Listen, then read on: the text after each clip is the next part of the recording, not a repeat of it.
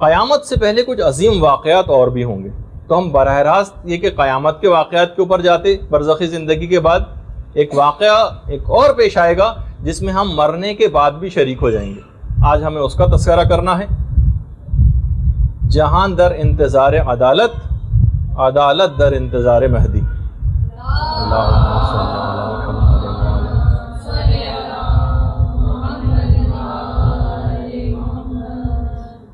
دنیا کو ہے جس مہدی برحق کی ضرورت، ہے جس کی نگاہ زلزلہ عالم افکار. علامہ اقبال بھی کہہ کے گئے، اور کبھی جس کو لوگ کسی اور طور پر سمجھتے ہیں وہ خود امام ہی کے لیے وہ شعر ہے کہ کبھی ہے حقیقت منتظر نظر آ لباس مجاز میں، کہ ہزاروں سجدے تڑپ رہے ہیں میری جبین نیاز میں. امام زمانہ کے لیے شعر کہا علامہ اقبال نے. زمانہ بہت تیزی کے ساتھ امام کے ظہور کبریٰ کی طرف بڑھ رہا ہے. اکثر علماء کے نزدیک تو امام کا ظہور صغریٰ ہو چکا ہے اور امام کچھ لوگوں کے لیے ظاہر ہو چکے ہیں، اور جس کی ہم تفصیل میں تو ابھی نہیں جائیں گے. دیکھیے بعض اوقات ایسا ہوتا تھا کہ ایک زمانہ تھا کہ 50 سال 60 سال 70 سال گزر جاتے تھے اور امام زمانہ کے ظہور کی کوئی ایک مشکل سے نشانی پوری ہوتی تھی. پچھلے 6 ماہ سے 8 ماہ کے عرصے میں ظہور کی 70 سے زائد نشانیاں پوری ہوئیں. اس پچھلے جن علماء نے کام کیا اس موضوع پر، وہ فرماتے ہیں اس پچھلے 6 سے 8 مہینے کے اندر 70 سے زائد نشانیاں پوری ہوئی ہیں ظہور کی. لیکن علماء کا یہ کہنا کہ اگر ہم ان نشانیوں کو ہی بتانے بیٹھیں تو عام طور پر اس ایک زمانے میں بہت بتائی بھی گئی ہیں اور بتائی جانی بھی چاہیے، کوئی ایسی برائی کی بات تو نہیں. البتہ کچھ علماء کا یہ بھی کہنا ہے کہ لوگوں کو فقط نشانیاں اور علامتیں بتاتے رہنا یہ گویا ان کو زہر دینے کے مترادف. لوگ بیٹھتے ہیں کاغذ اور قلم لے کے کہ ابھی تو فلاں نشانیاں پوری ہونے باقی ہیں، لیکن اب تو جو بن رہی ہے شاید ہی سوائے چند ایک حتمی علامات کے تقریباً ساری علامتیں پوری ہو چکی ہیں. صرف 6-7 حتمی علامتیں باقی رہ گئی ہیں جو ظہور سے کچھ ہی عرصے پہلے ظاہر ہوں گی، ابھی جن کا تذکرہ ہم کرنے بھی والے ہیں. تو علماء کہتے ہیں کہ زہر دینے کے مترادف ہے اس بات کو، لوگوں کو علامتیں بتانا. لوگ یہ سوچتے ہیں کہ ابھی تو امام کے آنے میں بہت ٹائم، اور غفلت کا شکار ہو جاتے ہیں. اور جو شخص یہ سمجھ کے بیٹھے کہ نہیں امام کے ظہور کی علامتیں پوری ہو چکی، امام کبھی بھی ظہور کر سکتے ہیں، اور وہ ہر وقت تیار ہو کے اس کو بیٹھنا چاہیے. امام کے ظہور کے سلسلے میں تیاری کیا کریں یہ ہمارا موضوع نہیں، کتنا اہم موضوع ہے، لیکن کیونکہ ہمیں براہ راست اس پہ گفتگو نہیں کرنا بلکہ کچھ حالات کا تذکرہ کرنا ہے جو برزخی زندگی میں ہمارے ساتھ بھی پیش آئیں گے. اور اگر ہمارا انتقال ہو گیا اور امام کا ظہور بعد میں ہوا اور پھر اس کے بعد ایک طویل دورانیہ ہوگا قیامت سے پہلے، اور اس کے کچھ واقعات کا تذکرہ کرنا مقصود ہے. البتہ صرف ایک بات کا ہم تذکرہ کریں گے کہ آج کل کے دور میں ہم کیا کریں. امام نے جو شیخ مفید کو ایک خط لکھا تھا اس میں یہ جملہ استعمال کیا تھا کہ اب ہر شخص پر یہ فرض ہے اور واجب ہے کہ تمام ان اعمال کو اختیار کرے. امام دیکھیے ذمہ داری بتا رہے ہیں، ہر شخص پر یہ فرض اور واجب ہے کہ ان تمام اعمال کو اختیار کریں جو ہماری محبت سے ان کو قریب کریں، اور تمام ان چیزوں سے اجتناب کریں جو ہماری ناراضگی اور غضب کا سبب بنے.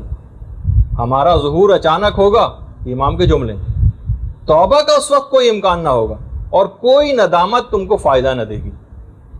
تو بہرحال جب مراجع سے پوچھا گیا، آیت اللہ بہجت سے پوچھا گیا، آیت اللہ سیستانی سے پوچھا گیا ریٹن فتاوی کہ ہم ان کی غیبت میں کیا کریں، سب مراجع نے کہا کہ واجبات و حرام پر سختی کے ساتھ کاربند ہو جائیے، گناہوں کو مکمل طور پر چھوڑیے اور واجبات کے اوپر مکمل طور پر عمل کرنا شروع کر دیں. یہ آج کل کے دور کی سب سے بڑی ذمہ داری ہے. امام کے بارے میں چند ایک باتیں بیان کر کے تھوڑا سا امام کا، کیونکہ اتنا تفصیلی موضوع ہے اور ایک میں ہم کیسے اس کو مکمل کریں گے، تو صرف چند ایک مختصر طور پر امام کی بات بیان کرتے ہوئے اور پھر ان واقعات کی طرف آ جاؤں گا جو برزخی زندگی میں پیش آئیں گے ہمارے مرنے کے بعد، اور پھر ایک سیریز ہوگی واقعات کی جو قیامت تک چلے گی، ان کا بھی ایک تذکرہ ہوگا. تو دیکھیے سب سے پہلی بات تو یہ ہے کہ اب میں جو بات بیان کرنے جا رہا ہوں اس کا اطلاق فی الحال نہیں ہوگا آپ لوگوں کے پاس، کہ امام کے سلسلے میں ایک حکم یہ ہے کہ جب بھی کبھی امام کا نام لیا جاتا ہے تو علماء نے کہا کہ اس وقت ادب اور اس کا تقاضا یہ ہے احترام کا کہ امام کا نام سنتے ہی کھڑے ہو جائے. اچھا اس چیز کا رواج خود ائمہ معصومین نے خود اس چیز کو رواج دیا تھا. 8ویں امام کے سامنے جب اللہم صلی علی محمد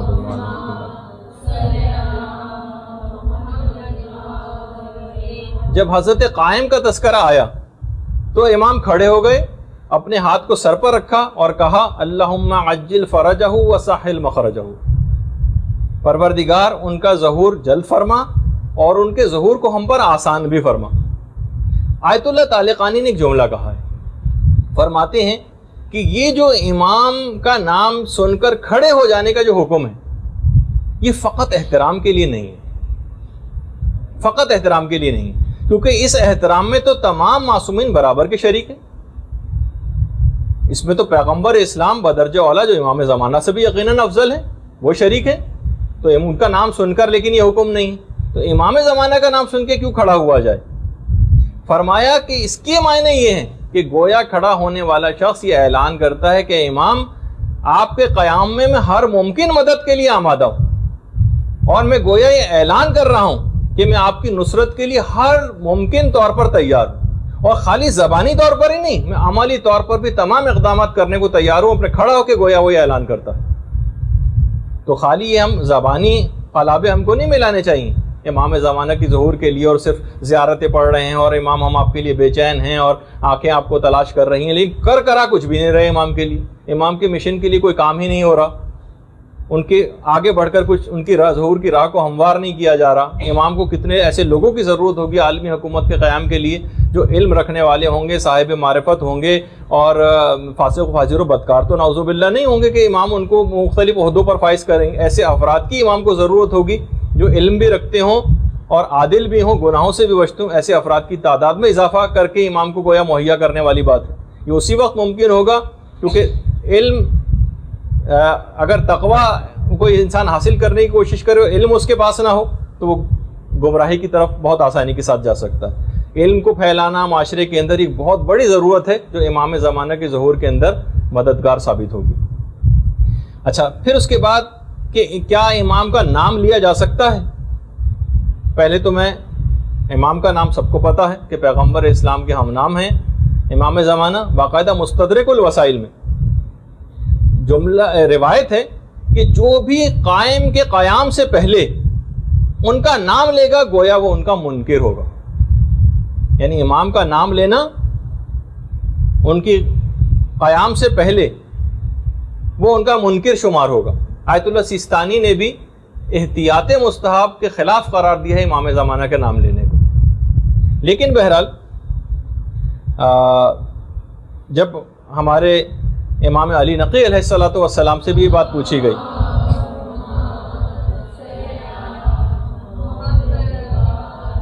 کہ مولا پھر اس کو کس نام سے ہم مخاطب کریں, تو فرمایا کہ تم انہیں حجت آل محمد کہہ دیا کرو. اور باقاعدہ امام کی خود اپنی ایک توقیع کے اندر جو مکتوب لکھے ہوئے آتے تھے امام کی طرف سے تحریری ہدایت نامے, اس میں یہ بات تھی کہ ملعون ہے وہ شخص جو لوگوں کی محفلوں میں ہمارا نام لیتا ہے.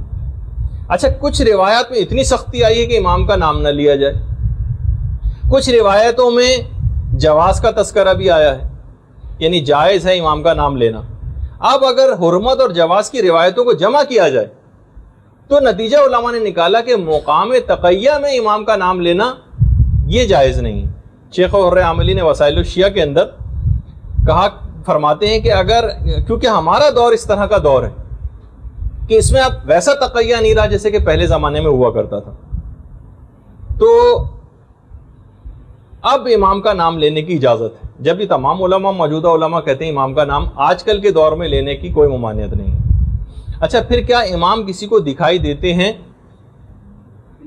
تو دیکھیے کبھی کبھار دیگر ائمہ کی زندگی میں ملتا ہے اور خود پیغمبر اسلام کی زندگی میں بھی ملتا ہے کہ اکثر پیغمبر لوگوں کی نگاہوں سے غائب ہو جاتے تھے.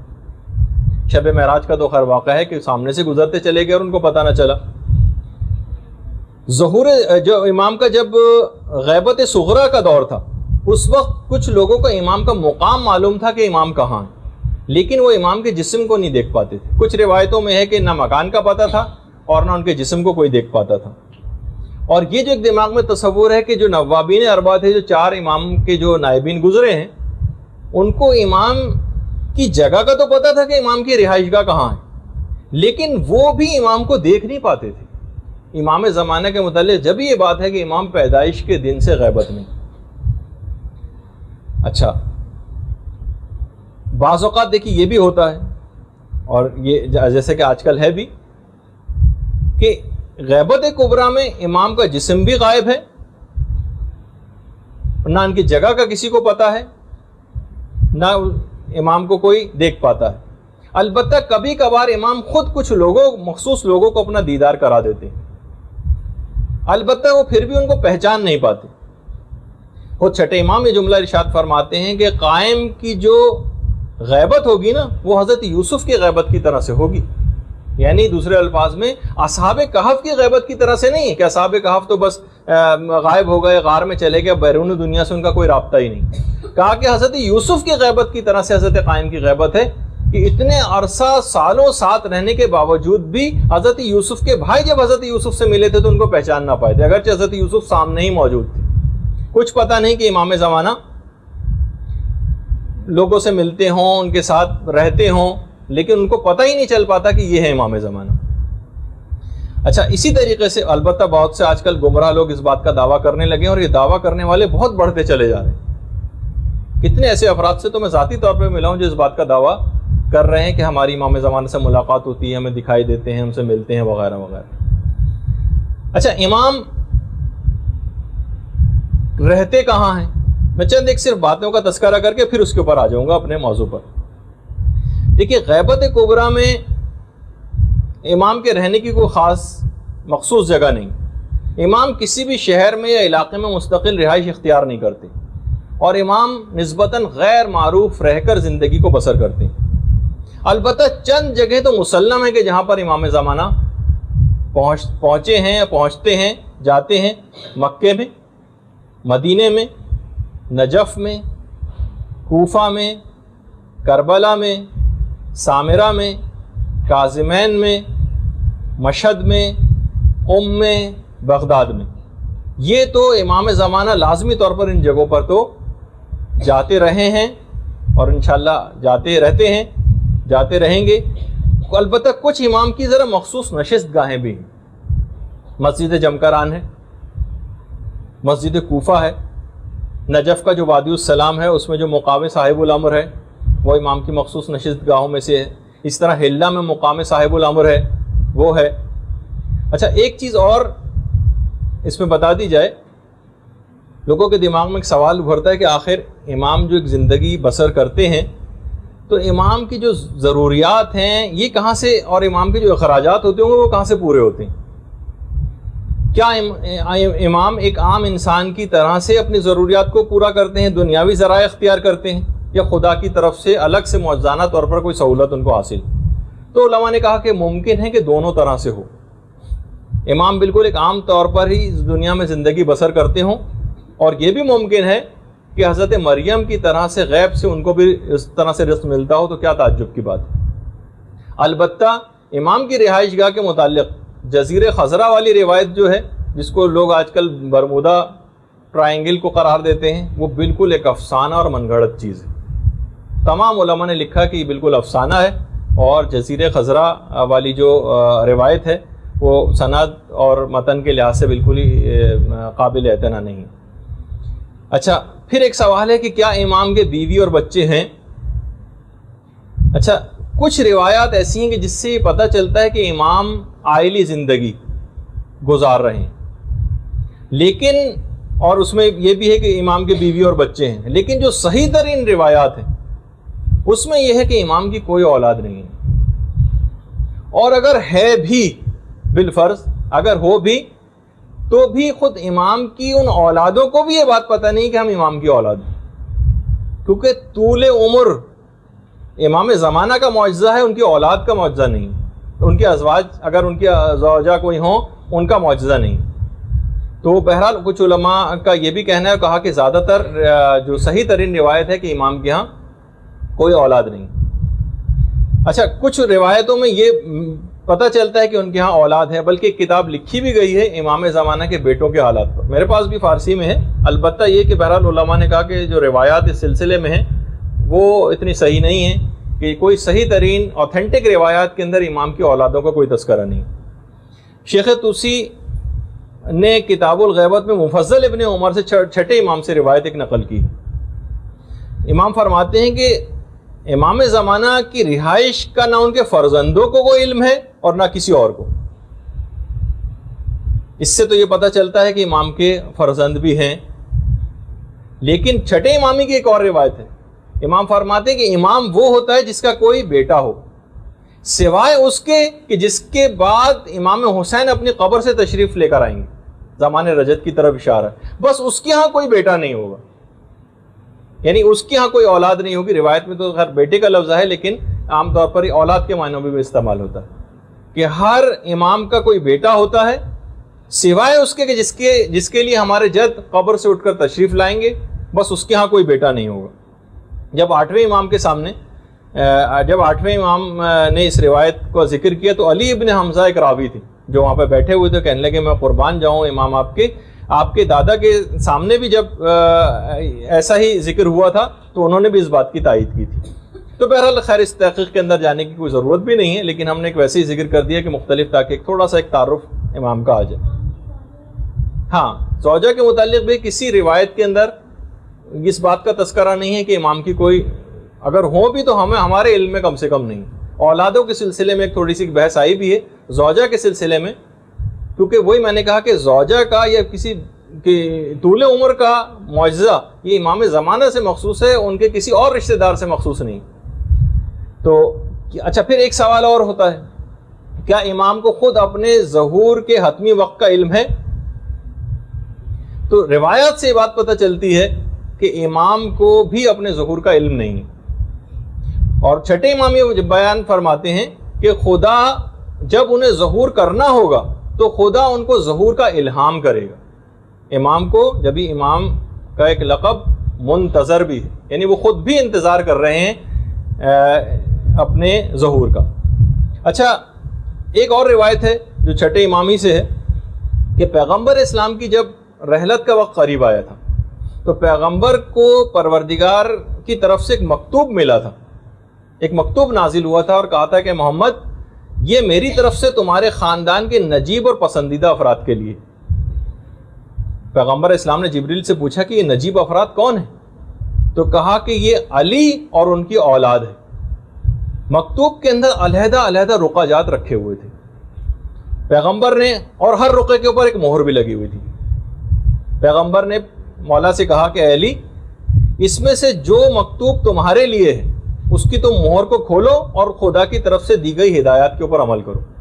اسی طریقے سے ہر امام کے دور میں وہ رقعہ جات سیلڈ اینویلپ جس کو ہم کہیں اپنے زبان میں، ہدایات کو لکھے ہوئے ہر اماموں تک منتقل ہوتے رہے، اور ہر امام نے اس کی مہر کو کھول کر اور اس کے اندر جو لکھی ہوئی ہدایات کے اوپر عمل کیا۔ کچھ علماء نے کہا کہ ہو سکتا ہے یہ سلسلہ جاری ہوتے ہوتے امام زمانہ تک پہنچا، اور ہو سکتا ہے کہ امام کو اس ہدایت نامے کے ذریعے اپنے ظہور کے وقت کا علم ہو سکتا ہے، وہ اس رقعے کے اندر جو اس طرح کی باتیں لکھی، اصول کافی کے اندر باقاعدہ یہ روایت ہے۔ اچھا، ہو سکتا ہے کہ امام اس رقعے کے ذریعے اپنے ظہور کے حتمی وقت سے واقف ہوں۔ اور ایک روایت میں یہ بھی ہے کہ پیغمبر اسلام یہ بات ارشاد فرماتے ہیں کہ ظہور سے پہلے قائم کی جو تلوار اور علم ہوگا اس میں خدا بولنے کی قوت کو پیدا کر دے گا، اور ایک آواز آئے گی، یا ولی خدا کے دشمنوں قیام کرو اور خدا کے دشمنوں کو قتل کرو۔ کافی میں بھی ہے، بہار میں بھی یہ روایات ہیں۔ اچھا، اب ایک سوال یہ ہوتا ہے کہ اتنا عرصہ ہو گیا امام نے ظہور اب تک کیوں نہ کیا؟ تو دیکھیے، ہر انقلاب کے کچھ خارجی اور داخلی عوامل ہوتے ہیں۔ اب آپ خود دیکھتی ہیں کہ جب تک ان اہداف، ان عوامل کو حاصل نہیں کیا جائے گا، جب تک کوئی بھی انقلاب بیکار ہوتا ہے، جب تک کہ مخصوص چیزوں کو پہلے حاصل نہ کر لیا جائے۔ خود دیکھتی ہیں آپ کہ جب حضرت عیسیٰ کو آسمانوں پر جب اٹھایا گیا تھا، اس کے 500 سال بعد پیغمبر اسلام پیدا ہوئے، اور پیدائش کے بھی 40 سال کے بعد اعلان رسالت کیا تھا۔ تو اس سے بھی آپ اندازہ لگائیں کہ بہرحال ہر چیز کا ایک مناسب وقت ہوتا ہے، موقع ہوتا ہے، اور ویسے بھی غیبت خدائی رازوں میں سے ایک راز ہے، اس کی حکمتیں سمجھ میں نہیں آتی۔ اچھا، ایک اور بات اور علماء نے بیان کی، ظہور کی امام کی کچھ علامات ہیں اور کچھ شرائط ہیں، لوگ آپس میں ان کو ملا دیتے ہیں۔ علامات جو ہوں گی نا وہ ظہور سے کچھ پہلے، اس سے کچھ قبل نمودار ہوں گی۔ اچھا، جبکہ ظہور سے براہ راست ربط ہے شرائط کا، علامات الگ ہیں امام کے ظہور کی، شرائط الگ ہیں۔ علامات ضروری نہیں کہ بیک وقت ظاہر ہوں، سالہ سال سے پوری ہوتی چلی جا رہی ہیں علامات، اور کچھ آخری وقت سے مخصوص ہیں۔ ہو سکتا ہے کہ ایک ہی وقت میں بہت ساری علامات، جیسے کہ پچھلے 6 مہینے میں 70 سے زیادہ علامات پوری ہوئی، چند ایک کا تذکرہ آگے چل کے شاید آئے بھی۔ تو اور اسی طریقے سے جو علامات ہوں گی وہ پہلے نمودار ہوں گی اور جلد ختم ہو جائیں گی، جبکہ شرائط ظہور سے کچھ عرصے پہلے ہوں گی اور یہ پھر مستقل رہیں گی۔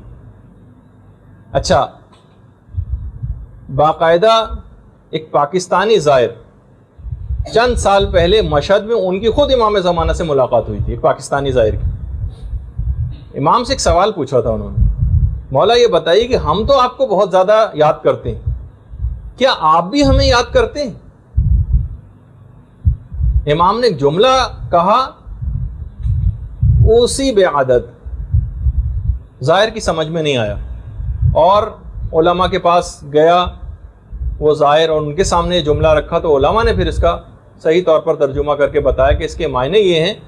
امام فرماتے ہیں کہ ہم کو وصیت کی گئی ہے بے عدد کہ تم میں سے ایک ایک کو یاد رکھیں، انڈیویجول 1 by 1 کو ہم یاد رکھتے ہیں، ہمیں باقاعدہ وصیت ہے اس بات کی۔ تو بہرحال یہ امام کی اتنی حد تک آ گئی، یعنی امام اتنے زیادہ کنسرن ہے کہ 1 by 1 جتنی خواتین یہاں پہ بیٹھی ہوئی ہیں، امام ان سے مکمل طور پر ان کے حالات سے واقفیت رکھتے ہیں، ان کو یاد کرتے ہیں۔ اچھا، امام سے پہلے چند چیزوں کے متعلق اور بیان کر دیا جائے، پھر ہم فوراً بعد اس کے اوپر آ جائیں گے اپنے موضوع پر۔ سب سے پہلے تو ایک سفیانی کا خروج ہوگا۔ کچھ علماء نے کہا کہ اصل میں سفیانی ایک کردار کا نام ہے، یہ کسی کوئی فرد واحد پر منحصر نہیں ہے۔ خود چوتھے امام کی ایک اصل میں ایک حدیث ہے جو اس سلسلے میں دلیل کے طور پر بھی پیش کی جاتی ہے کہ سفیانی کا جو خروج ہوگا نا وہ بالکل حتمی ہوگا، اتنا اور بتا دوں۔ اور امام نے فرمایا کہ ہر قیام کرنے والے کے مقابلے میں ایک سفیانی ہوتا ہے۔ اس لحاظ سے تو یہ کسی کیریکٹر کا ایک نام ہوا، بہار کے اندر بھی روایت ہے چوتھے امام کی کہ ہر حق کے لیے قیام جو کرتا ہے اس کے لیے ایک سفیانی ہر زمانے میں۔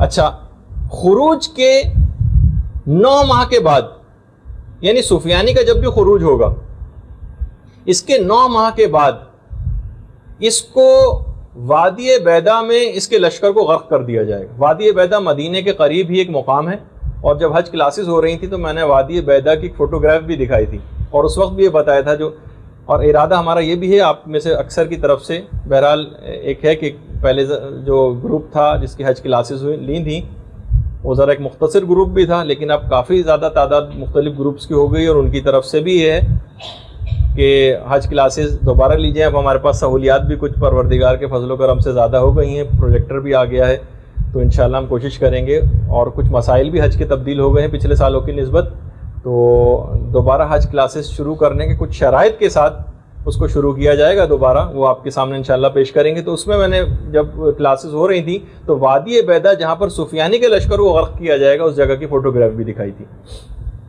اچھا، کچھ تو اچھا یہ جو ہے نا، یہ امام وادی بیدا کا زمین میں دھس جانا اور سفیانی کے لشکر کا یہ حتمی علامات میں سے ایک ہے امام کے ظہور کی۔ اچھا، اسی طریقے سے نفس زکیہ ہے، نفس زکیہ کی شہادت، یہ کوئی مخلص مومن ہوں گے جو نفس زکیہ کے نام سے جن کو کہا ہے کہ جو دین خدا کے جتنے انحرافات ہیں، یعنی دین جن انحرافوں کا شکار ہو چکا ہے اس کے لیے وہ خروج کریں گے اور اس کے بعد قتل کر دیے جائیں گے، اور یہ اتنی کوئی پرومیننٹ شخصیت ہوں گے، علماء نے کہا کہ روایت میں جملہ ملتا ہے کہ مومنین ان کی شہادت سے بہت رنج محسوس کریں گے۔ اس کا مطلب ہے کوئی غیر معروف ایسے آدمی نہیں ہوں گے، وہ کوئی بہت معروف ہوں گے اور ان کی شہادت واقع ہوگی۔ اسی طریقے سے سید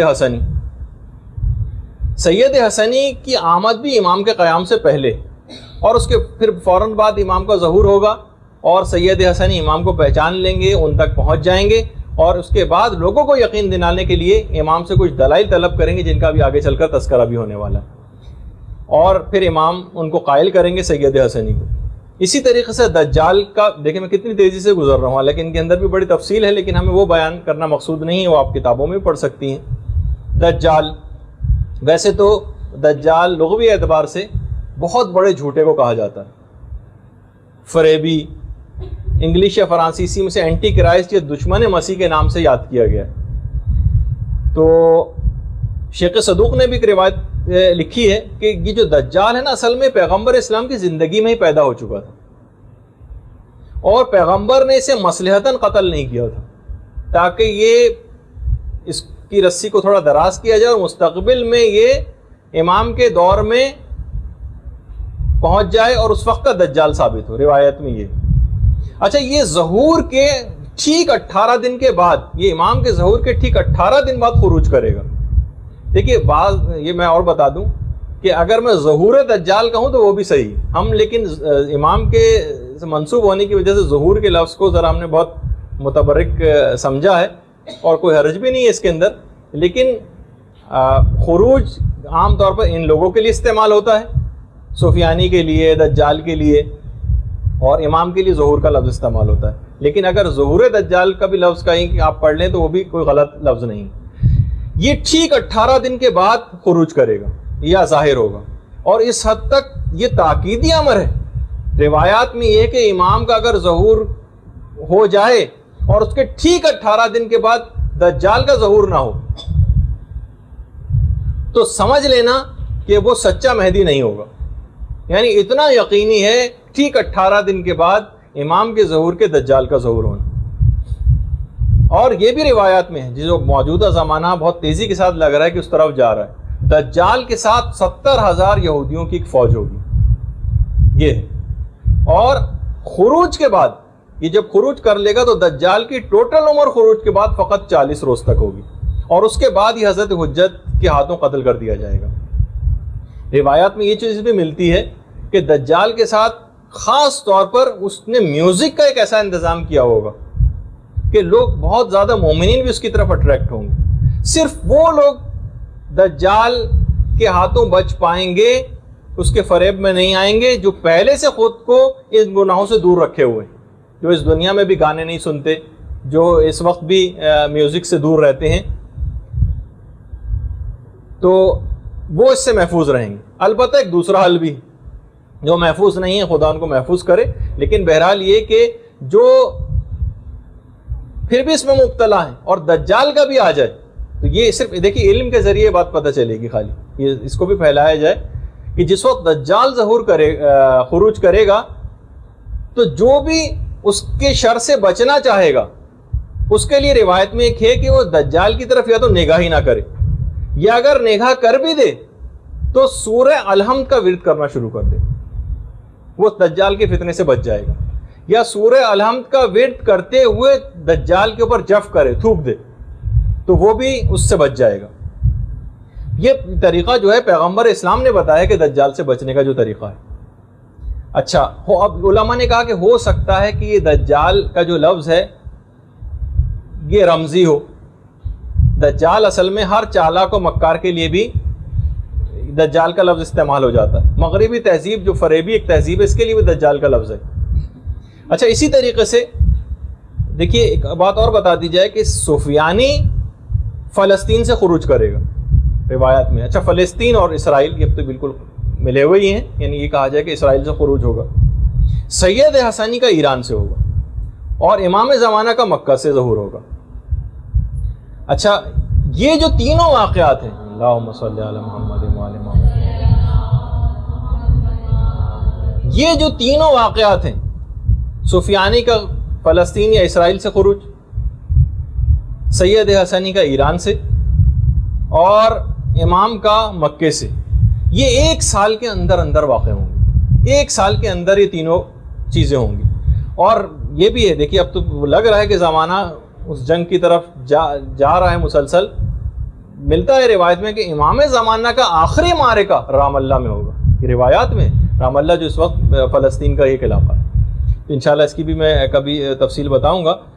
امام کے ظہور سے پہلے خاص چیز اور ہے جس میں بہت سی باتیں بھی ہم کو اس لحاظ سے بتانی ہیں جس سے بچنے کے طریقے بھی اس میں آتے ہیں کہ امام کی آمد سے پہلے ایک زوردار دھماکے چیخ کی آواز آئے گی. روایات میں یہ اس وقت کے لیے بھی روایت میں ہدایات ہے. وہ یہ ہے کہ انسان اپنے کھڑکی اور دروازے بالکل گھر کے بند کر لے اور خاص طور پر جو جہاں شیشے لگے ہیں اس سے دور ہٹ جائے اور سجدے میں چلا جائے اس چیخ کی دھماکے کی آواز کو سن کر اور ایک جملہ کہے, وہ مسلسل اس کا ورد کرے, سبحان القدوس ربنا القدوس, تو وہ چیخ یا دھماکے کے نقصانات سے محفوظ ہو جائے گا. یہ روایات میں سبحان القدوس ربنا القدوس سجدے میں جائے اور مسلسل اس کو ورد کو پڑھتا رہے. اچھا, وہ اس کے نقصانات سے محفوظ ہو جائے گا. اچھا, پھر اس کے بعد وہ آسمانی آواز آئے گی. دیکھیے میں بہت تفصیل تیزی کے ساتھ جا رہا ہوں. آسمانی آواز آئے گی جبریل کی, جاء الحق وزهق الباطل ان الباطل کان زهوقا, اور اس جبریل کی آواز سن کر لوگوں کے 3 گروہ ہو جائیں گے. ایک گروہ تو فوراً امام کی مدد کے لیے نکل کھڑا ہوگا بغیر کچھ سوچے سمجھے, یعنی اس کو پتا ہوگا ایک مخصوص آواز آئے گی جو ہر شخص اپنی زبان میں سنے گا. معجزانہ طور پر جیسے یہ پہلا قدم اٹھائے گا اس کا اگلا قدم مکے میں ہوگا. یہ پہلا گروہ ہے جو معجزانہ طور پر اس کو ایک بہت بڑی سعادت ملے گی. دوسرا گروہ وہ ہوگا جو اس آواز سے مکمل طور پر متفق تو ہوگا لیکن وہ سوچے گا کہ بھائی ٹھیک ہے امام نے بلایا ہے لیکن بیوی بچوں کی بھی کچھ کوئی ذمہ داریاں ہیں. یہ دوسرا گروہ ہوگا. اور اس کے بعد پھر ایک اور آواز آئے گی کہ جو کہ شیطان کی آواز ہوگی کہ تمہارے رب نے فلسطین میں ظہور کیا ہے, یہ اسرائیل میں جس کو کہا جائے.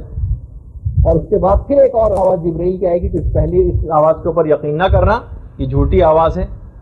اچھا, اتنا اور بتا دیا جائے کہ باقاعدہ مفضل نے چھٹے امام سے پوچھا بھی تھا کہ مولا یہ بتائیے کہ جب یہ حضرت قائم ظہور کریں گے تو کیا یہ کچھ لوگوں کے ساتھ ہوں گے یا اکیلے ہی آئیں گے؟ تو امام نے ایک جملہ کہا تھا کہ مفضل وہ اکیلے ہی ظہور کریں گے. وہ ظہور سے ایک رات پہلے مکے میں آ جائیں گے اور مکے میں وہ رات تنہا گزاریں گے اور اس کے بعد پھر اگلے دن ان کا ظہور ہوگا.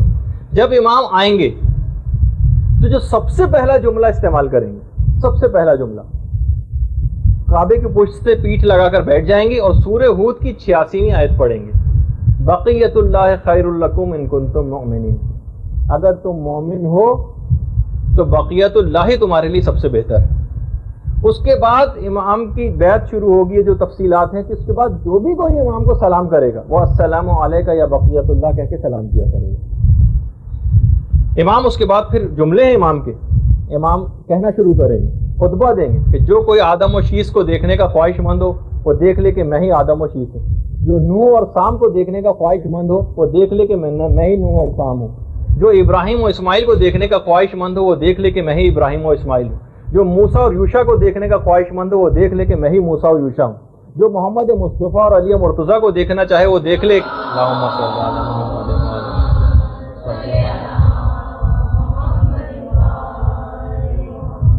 کہ میں ہی محمد مصطفیٰ علی مرتضیٰ ہوں. جو حسن و حسین کو دیکھنا چاہے وہ دیکھ لے کہ میں ہی حسن و حسین ہوں. جو اولاد حسین کے ائمہ کو دیکھنے کا خواہش مند ہو تو دیکھ لے کہ میں ہی اس نسل پاک کے معصومین کا خلاصہ ہوں.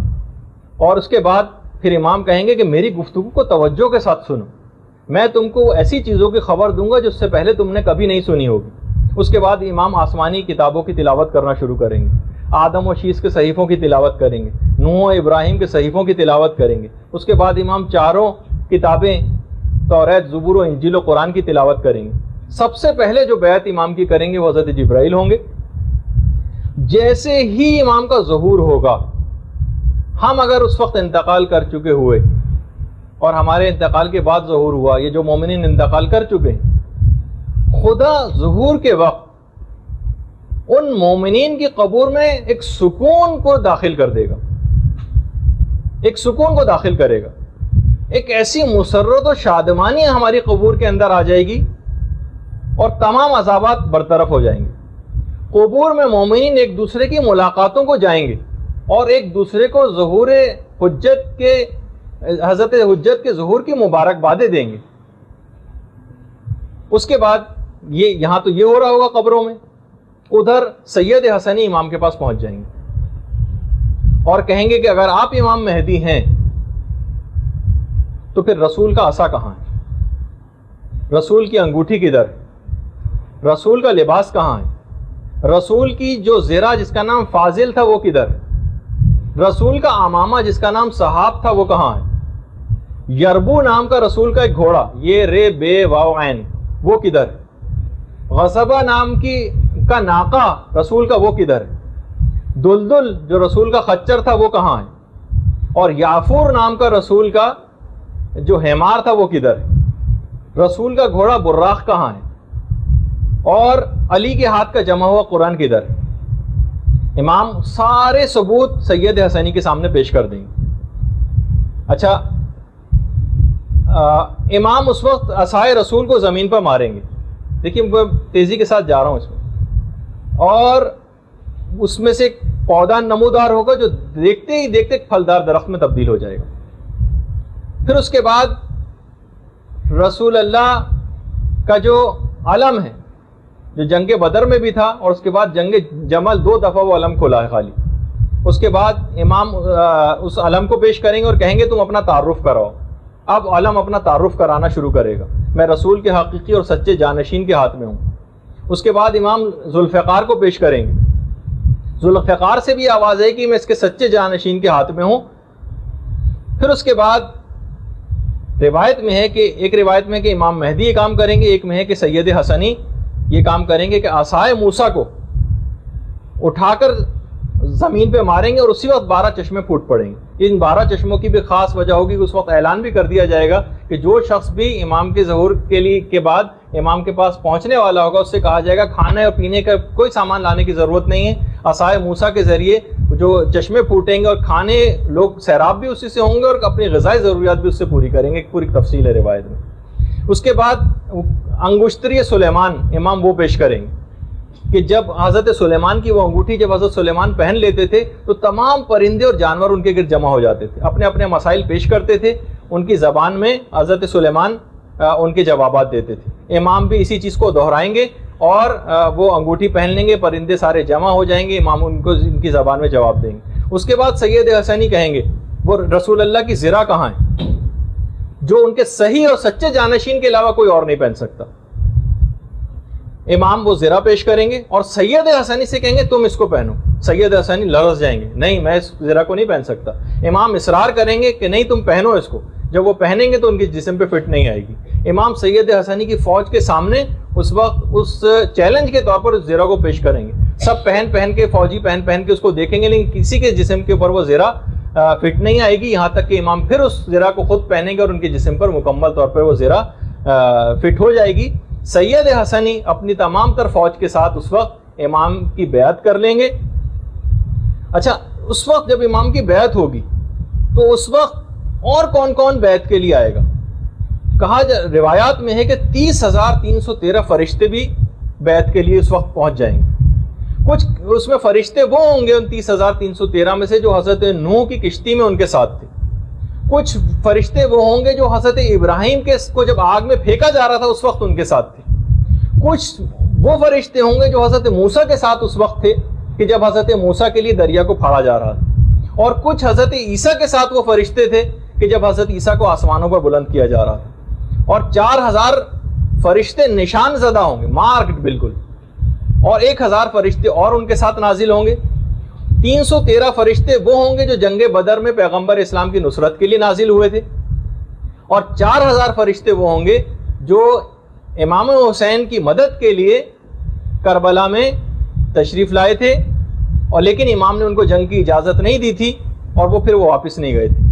یہ فرشتے اس کے بعد پھر واپس آسمانوں میں نہیں گئے، امام کی شہادت کے بعد ان کی قبر کے ارد گرد ہی گریہ کناں ہیں، بال پریشان ہیں، غبار آلود ہیں، اور یہ قیامت تک ان کا ایک سربراہ ہے ان فرشتوں کا جس کا نام منصور ہے۔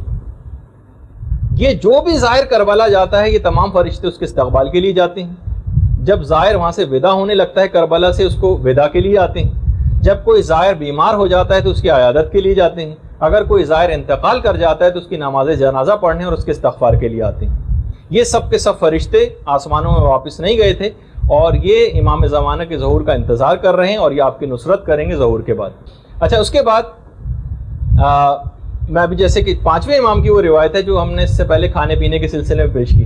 امام فرماتے ہیں کہ ندا آئے گی کہ تم میں سے کوئی بھی کھانا لانے کی زحمت کو نہ گوارا کرے. کہ امام کے پاس حضرت موسیٰ کا وہ پتھر ہے جس سے 12 چشمے پھوٹ پڑتے ہیں, اور حضرت قائم کا جب ظہور ہوگا تو اس پتھر سے جو چشمے پھوٹیں گے اسی سے لوگ اپنی پیاس کو بجھائیں گے اور اسی سے لوگ اپنی بھوک کو بھی ختم کریں گے. اچھا امام کے پاس جو اسلحہ ہوگا جس کے متعلق بہت زیادہ سوال پوچھے جاتے ہیں, بالکل جدید قسم کا اسلحہ ہوگا اور امام کی کئی طرح سے امداد ہوگی. خاص طور پر جو چھٹے امام نے کہا کہ ہمارے قائم کا جو روب و دبدبہ ہوگا نا وہ ایک ایسی دہشت اور روب ہوگا کہ جو لوگوں کے دلوں پہ خدا قائم کر دے گا. آج بھی ہم دیکھتے ہیں کہ حزب اللہ کا کیسا روب اور دبدبہ ہے, حالانکہ اتنی چھوٹی سی جماعت, لیکن اس کے باوجود امام کے متعلق ہے کہ ان کا ایک ایسا روب اور دبدبہ ہوگا. اور باقاعدہ خود مولا کی بھی حدیث ہے کہ ملائکہ, جنات اور مخلص مومنین کے ذریعے شیعوں اور مخلص شیعوں کے ذریعے امام مہدی کی مدد کی جائے گی. اور امام فرماتے ہیں کہ ان کا جو روب اور دبدبہ ہوگا وہ 1 ماہ پہلے اور 1 ماہ بعد تک حرکت کرتا رہے گا.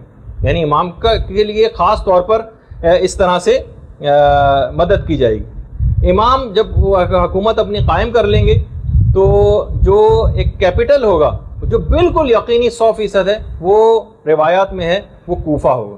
امام کوفے کو اپنا کیپٹل بنائیں گے. خود یہ چھٹے امام کی روایت ہے کہ کوفہ امام کا دارالخلافہ ہوگا.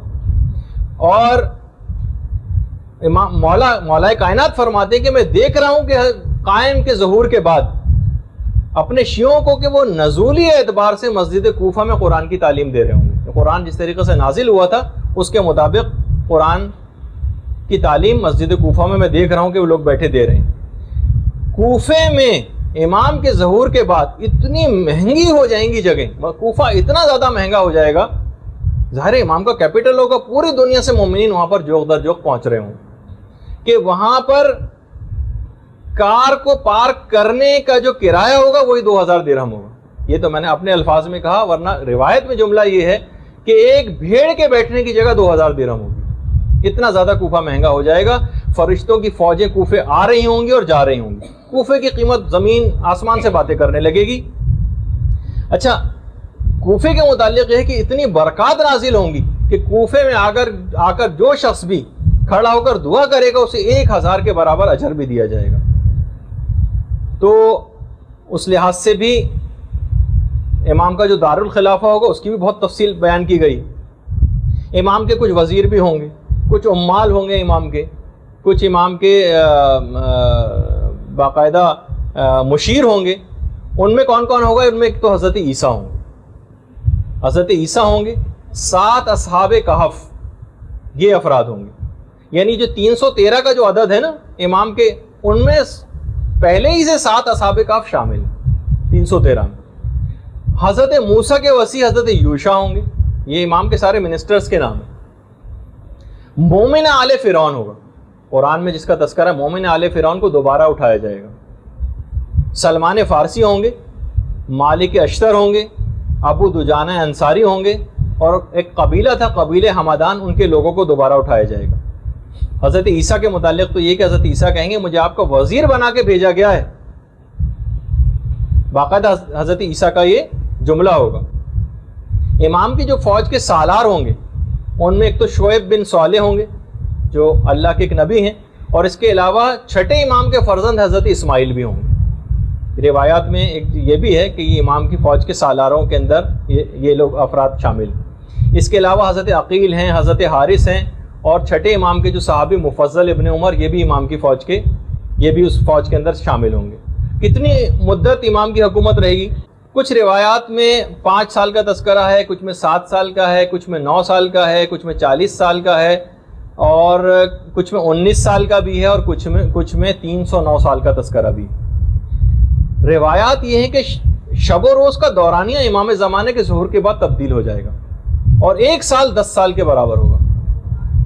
اور علماء نے کہا کہ یہ جو امام زمانہ کی جو دور حکومت کی جو مدت ہے اس میں جو اختلاف روایات ہے 5, 7, 9, 19, 40 اور 309 یہ اصل میں ہو سکتا، اس میں جمع بھی ممکن ہے. یعنی مقصد یہ ہے کہ ہو سکتا ہے کہ امام کو تشکیل حکومت کرتے کرتے 5, 7 یا 9 سال لگ جائیں، اور ہو سکتا ہے کہ امام 40 سال میں اپنے اقتدار کو مضبوط کریں، کیونکہ پوری دنیا میں اقتدار کو قائم کرنا ہے جس میں عرصہ درکار ہوگا.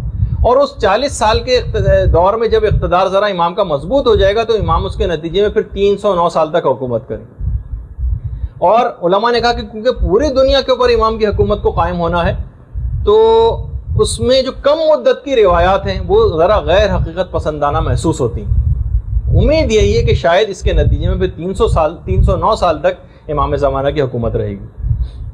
پھر امام فرماتے ہیں، ابو بصیر سے روایت ہے چھٹے امام سے، کہ جب معاملات مہدی کے ہاتھ میں آ جائیں گے تو خدا پست زمین کو بلند کر دے گا، اور زمین کے پست جو بلند حصے ہیں ان کو پست کر دے گا، یہاں تک کہ دنیا ایک ہتھیلی کی مانند ہو جائے گی. اگر امام نے کہا اگر ہتھیلی پہ تمہارے کوئی بال رکھا ہو تو کیا تم اس کو نہیں دیکھ سکتے؟ اس طرح سے لوگ اس کو دیکھیں گے. بہار الانوار کی 52ویں جلد کے اندر یہ روایت ہے. اور آج بھی باقاعدہ ویب سائٹ ہے گوگل ارتھ کے نام سے، آپ چاہیں تو اس حد تک سیٹلائٹ کے ذریعے جو کیمرے لگے ہوئے ہیں وہ اتنے سینسیٹیو ہے کہ آپ اپنے گھر تک کو لوکیٹ کر سکتی ہیں. تھوڑی سی ویب سائٹ پہ ان کی فیس پے کر دیجئے، اس حد تک لوکیٹ کر سکتے ہیں وہ کسی کو بھی، جو عام لوگوں کی دسترس میں کہ کسی بھی چیز جگہ کو دیکھ لینا. یعنی جب عام لوگوں کی دسترس میں اتنی چیز ہے تو امام زمانہ کے دور میں اتنی زیادہ چیز ہوگی. آج لوگ اسی پر حیران ہیں کہ اسرائیل اتنی زیادہ سوفسٹیکیٹڈ، اس کے پاس سب آلات ہیں. وہ تو ان کو یہی حیرانگی ہوتی ہے کہ وہ اس جگہ کو مارک کرتے ہیں، وہاں پہ بمباری کرتے ہیں، پھر کیسے اسی جگہ سے راکٹ کیسے فائر ہوتا ہے سمجھ میں نہیں آتا. تو بہرحال تو امام فرماتے ہیں تو اس طرح سے زوم کر کے چیزوں کو دیکھا جا سکے گا. جیسے کہ روایات میں بھی امام نے کہا کہ دنیا ایک ہتھیلی کی مانند ہو جائے گی، زمین پہ ایک کنارے پہ رہنے والا شخص دوسرے کنارے کو دیکھ سکے گا. اس کے معنی وہی ہیں کہ کوئی ایسی چیزیں اور آلات ہو جائیں گے جو کہ آج ہم کو اس کے مظاہر نظر بھی آ رہے ہیں. آج جتنا مجھے بیان کرنا تھا اس میں سے میں تقریباً فقط 40% بیان کر سکا. السلام علیکم ورحمۃ اللہ وبرکاتہ.